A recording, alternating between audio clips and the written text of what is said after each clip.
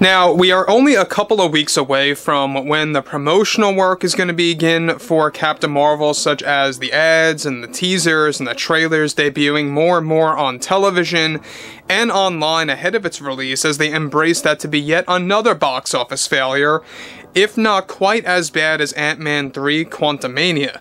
Now, one thing about Disney right now is that they've been making a lot of announcements related to Marvel, related to Star Wars, and the cost containment plan wreaking havoc over at Disney in general. It really is not a good year for Bob Iger at all, and it really makes Chapek look like a god compared to what Iger's been doing throughout the rest of this year.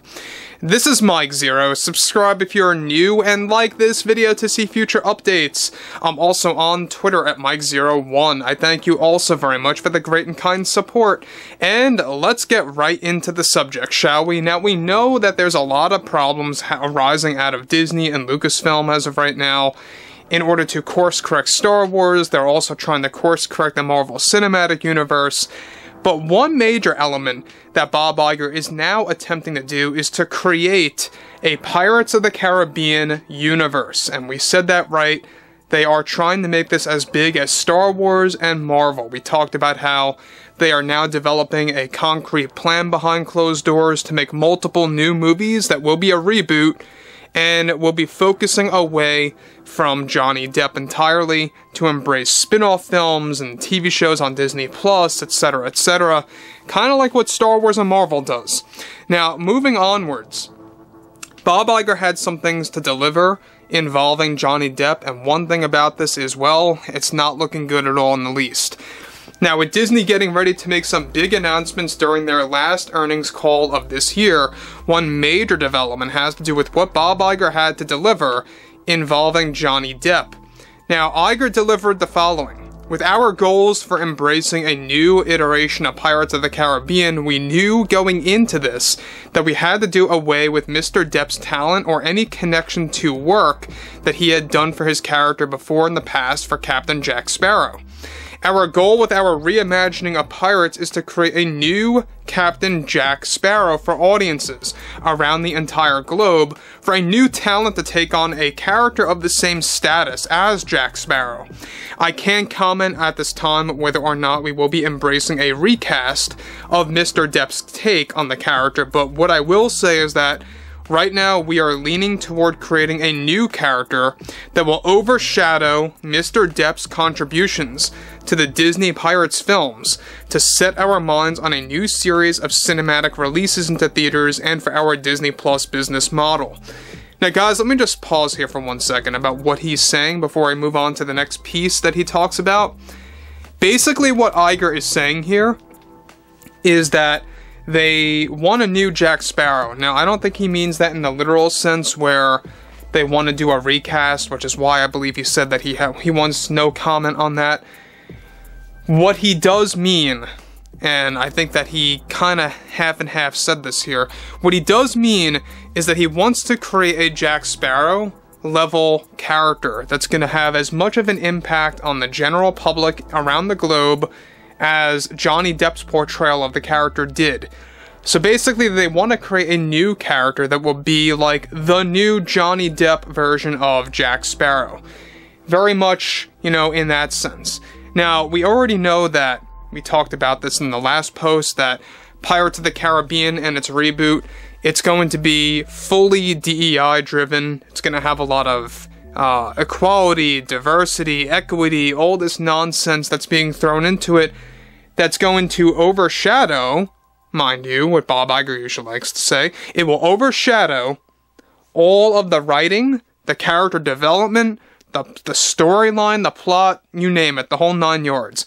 That's my overall gripe with Disney. That's my overall problem with them, is that when you focus on these agendas, you don't focus on story, you don't focus on character development, you don't even focus on the core of the plot and the overall theming and the tone. You are just focused on sending a message, and that's all it's really about, right? Iger and the board have made that openly clear, and I can't stress this enough. It's not just Iger and the board that are the problem. We have to blame BlackRock and Vanguard. Some of the top shareholders over at Disney that are funding this nonsense and believe in this nonsense to be thrown into entertainment. Now, moving onwards, Bob Iger goes on to elaborate further. We like to respect our customers who grew up with Mr. Depp's character, but we feel it's time to pursue something new with an even greater talent than Mr. Depp to take on this new iteration that we have our eyes set on right now. We have had our growing issues with Johnny, and we felt it was best to not involve an individual like that was tied up in controversial parts of his life that spilled into the mainstream media.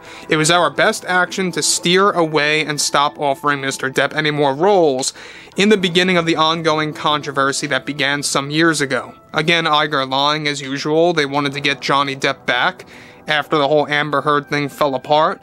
But moving on. This gives us all the better reason, Iger says, to chase a better talent, and we promise we will create a character that will be of the same status of approval from the general public as Jack Sparrow was.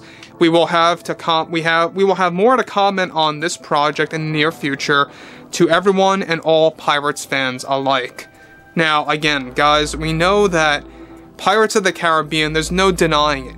The first 3 films, I feel, were the biggest, successes out of Disney. The last 2 kind of had a weaker element to them, and I will be very honest about that.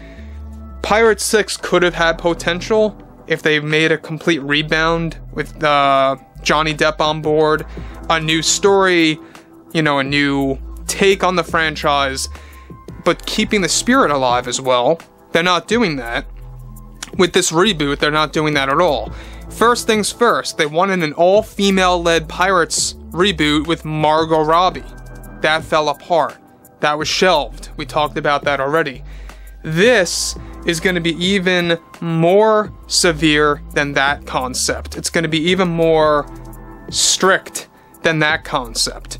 It's not just going to be female-centric just for the sake of making it female-centric, but they want to embrace, like I said before, equality, diversity, equity, etc., above all else. Above storylines, character development, and a whole lot more that is all the more important.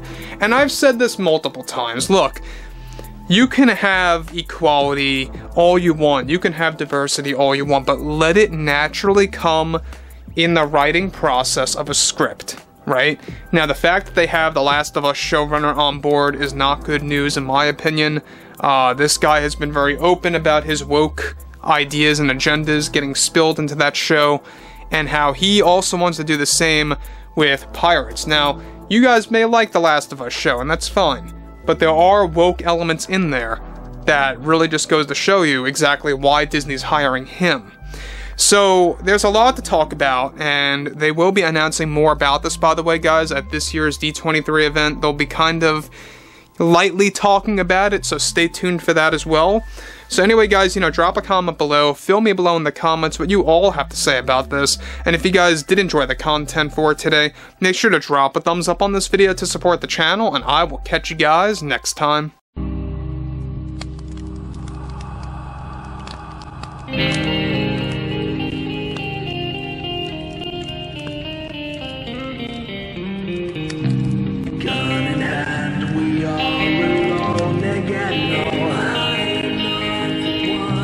Nights in the